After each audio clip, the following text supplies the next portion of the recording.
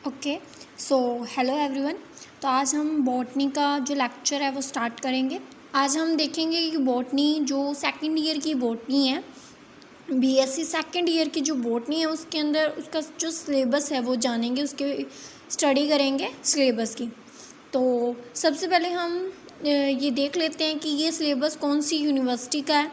तो ये महाराजा गंगा सिंह यूनिवर्सिटी बीकानेर का सिलेबस है आपका। तो इसमें सबसे पहले तो पेपर की जो स्कीम है, हमारी बॉटनी पेपर की स्कीम है वो देख लेते हैं। इसमें क्या होगा कि बॉटनी के पेपर 3 होंगे, paper first, second and third, और एक आपका प्रैक्टिकल होगा। जैसे कि फर्स्ट ईयर के अंदर हुआ था, सेम वैसी स्कीम है पेपर की स्कीम है। पेपर फर्स्ट जो है 45 मार्क्स का है, और फिर पेपर सेकंड भी 45 मार्क्स का है, और पेपर थर्ड भी 45 मार्क्स का है। टोटल तीनों को मिलाकर अगर मार्क्स बनाए जाएं तो कितने मार्क्स बनते हैं? 135 जो है मैक्सिमम मार्क्स जो है वो 135 बनते हैं।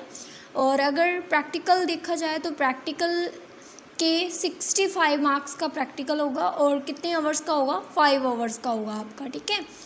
और स्टार्ट करते हैं पेपर पैटर्न की। पेपर पैटर्न क्या है? पेपर पैटर्न के अंदर जो है हर पेपर के अंदर 3 सेक्शन आएंगे, section A, section B and section C. Section जो ए है उसके अंदर 10 क्वेश्चन रहने वाले हैं, जो कि शॉर्ट टाइप क्वेश्चन होंगे, और शॉर्ट टाइप क्वेश्चन होंगे। 15 मार्क्स का सेक्शन ए होगा आपका, और जो ईच क्वेश्चन होगा वो 1.5 मार्क्स का होगा। 10 क्वेश्चन 1.5 मार्क्स के ईच क्वेश्चन। सेक्शन बी जो होगा वो 3 मार्क्स का, एक क्वेश्चन जो होगा वो 3 मार्क्स का होगा। टोटल 5 मार्क्स होंगे, जिसके अंदर ऑप्शनल भी आपके होंगे, यानी कि उसके अंदर ऑप्शनल क्वेश्चन भी होंगे। यानी एक क्वेश्चन है उसका ऑप्शनल क्वेश्चन भी उसी के साथ गिवन होगा, ठीक है। और सेक्शन सी है, उसमें क्या होंगे? 5 क्वेश्चन गिवन होंगे, जिसमें से 3 अटैम्प्ट करने होंगे, 2 जो हैं वो हमें छोड़ने होंगे। और टोटल ये भी सेक्शन सी भी जो है वो 15 मार्क्स का है, एक क्वेश्चन 5 मार्क्स का। तो सेम स्कीम पैटर्न जो है, पेपर का पैटर्न और स्कीम, ठीक है, ये दोनों के दोनों फर्स्ट ईयर में जैसा बॉटनी का जो हमारे पेपर्स हुए थे, सेम वैसा ही पैटर्न और स्कीम है। अब हम डायरेक्ट मूव करते हैं पेपर फर्स्ट के सिलेबस जानने की। तो पेपर फर्स्ट किसके ऊपर बेस्ड है? तो ये है taxonomy and embryology of angiosperm, ठीक है। जो भी टैक्सोनॉमी होती है हमारी एंजियोस्पर्म की, जिस टैक्सोनॉमी में हम स्टडी किसकी करते हैं? हम स्टडी करते हैं टैक्सा की, ठीक है। टैक्सोन होते हैं, जैसे कि जितने भी कैटेगरीज होते हैं, पहले सबसे लोएस्ट होता है स्पीसीज़ के बाद हमारा जीनस आ जाता है, फिर उसके बाद जीनस के बाद हमारी कौन सी फैमिली आ जाती है, फिर ऑर्डर, फिर क्लास, है ना, फिर क्लास के बाद डिवीज़न के बाद किंगडम। तो ये जो कैटेगरीज़ हैं इनकी किस तरीके से क्लासिफिकेशन किया गया है उसके बारे में हम पढ़ेंगे। हर्बेरियम के बारे में पढ़ेंगे, और यूनिट फर्स्ट के अंदर हर्बेरियम हो गया, बोटानिकल गार्डन्स हो गया, आपके प्रिंसिपल ऑफ क्लासिफिकेशन क्या है, ठीक है।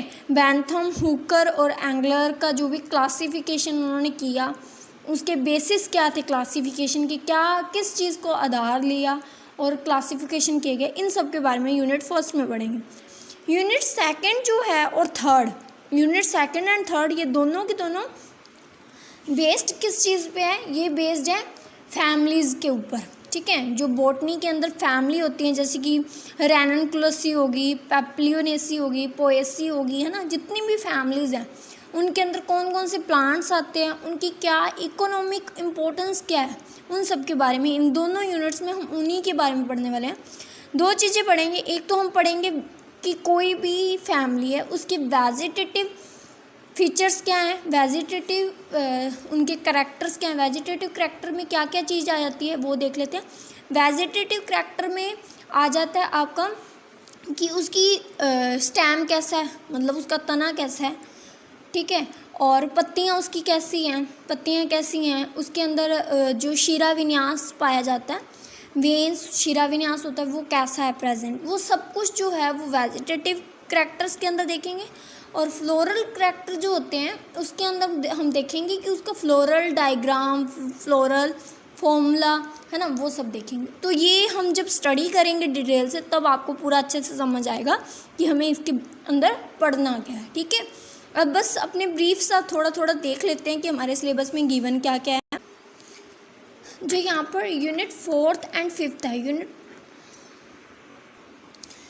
यूनिट 4th एंड 5th के अंदर क्या है, यूनिट 4th एंड 5th के अंदर, यूनिट 4th एंड 5th जो है पेपर फर्स्ट की, उसके अंदर बेसिकली टैक्सोनॉमी के बारे में तो फर्स्ट, सेकंड एंड थर्ड के अंदर गिवन है। और दूसरा था एम्ब्रियोलॉजी के बारे में, जो भी एम्ब्रियोलॉजी है, बॉटनी की एम्ब्रियोलॉजी यानी प्लांट्स की जो एम्ब्रियोलॉजी है वो गिवन है यूनिट 4th एंड 5th के अंदर। ठीक है, अब एम्ब्रियोलॉजी के अंदर हम क्या क्या पढ़ेंगे, हम पढ़ेंगे पोलन ग्रेन, ठीक है, गैमीट्स कैसे बनेंगे, गैमिटोजेनेसिस कैसे होगा, माइक्रोजेनेसिस, मेगाजेनेसिस, ठीक है, जितना भी एम्ब्रियोलॉजी के अंदर एम्ब्रियोसैक बनता है, एम्ब्रियोसैक, एंडोस्पर्म बनता है, एंडोस्पर्म के स्ट्रक्चर, वो सब कुछ जो भी एम्ब्रियोलॉजी के अंदर आता है, जो जो चीज़ें आ जाती हैं वो सब इन 2 यूनिट्स के अंदर पढ़ेंगे।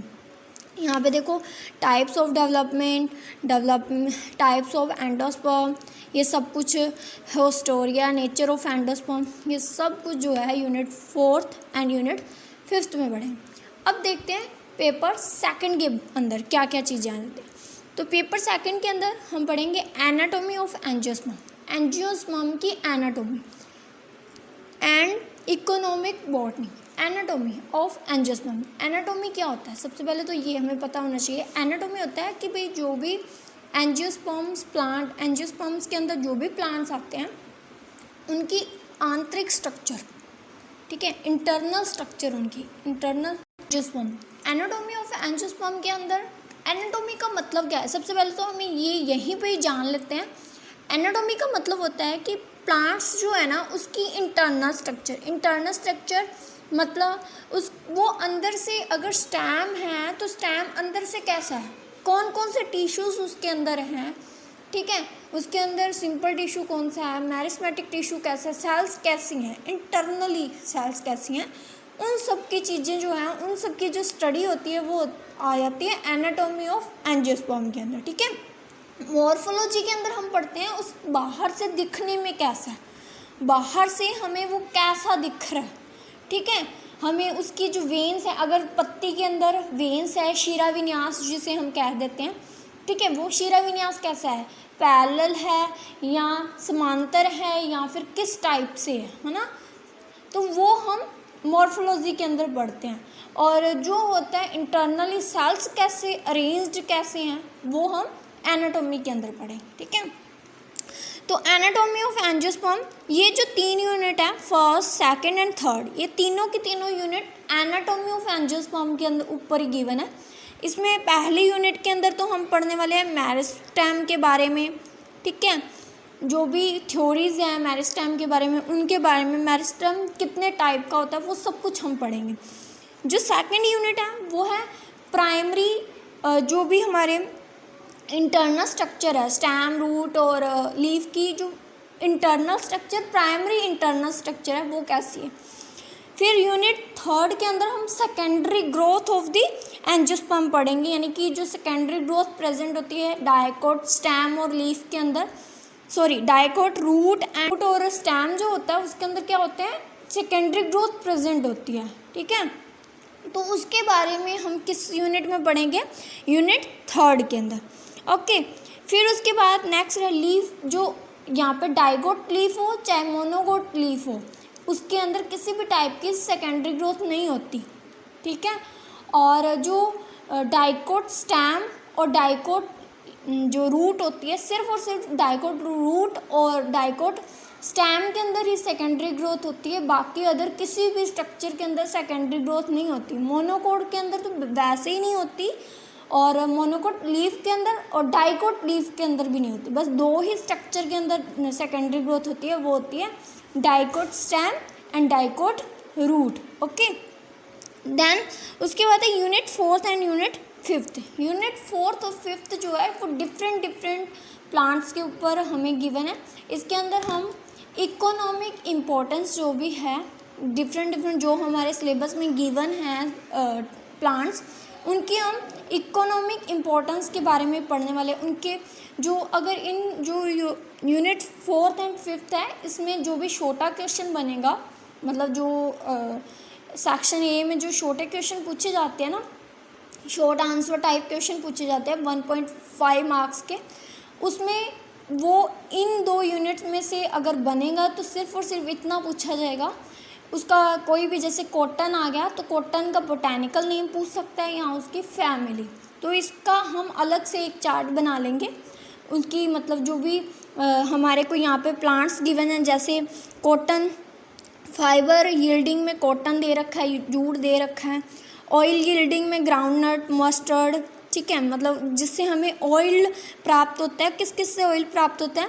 मूंगफली, ग्राउंडनट मतलब मूंगफली, मस्टर्ड मतलब सरसों, सनफ्लावर मतलब सूरजमुखी, कोकोनट मतलब नारियल, ठीक है। टिम्बर का मतलब होता है जो भी हमारी लकड़ी होती है ना, घर पे जो हम फर्नीचर वगैरह बनाते हैं, वो किस किस से हमें प्राप्त होती है? टेक्टोना, डेलबर्गिया, टेकोमेला, ठीक है, इनसे बनती है। तो ये जितने प्लांट हैं, इन प्लांट्स के हमें बोटैनिकल नेम अच्छे से याद होने चाहिए और फैमिली अच्छे से याद होनी चाहिए। इसके लिए हम अलग से चार्ट बना लेंगे।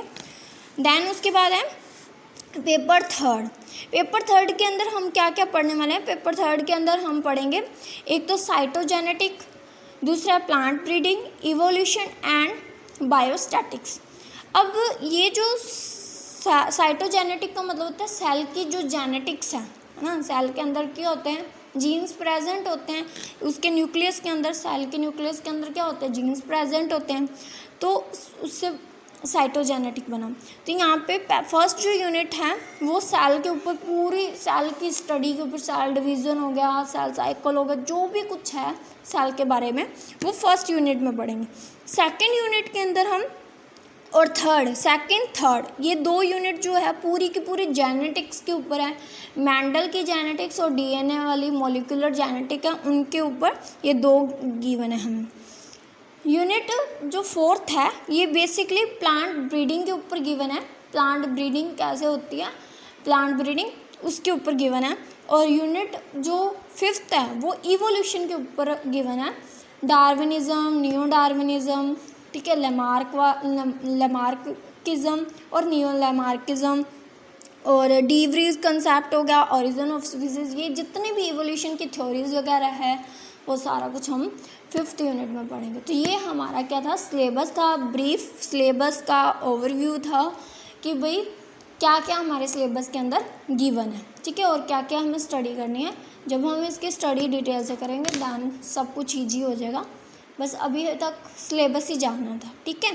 तो इस वीडियो में सिर्फ सिलेबस ही है। Thanks for watching.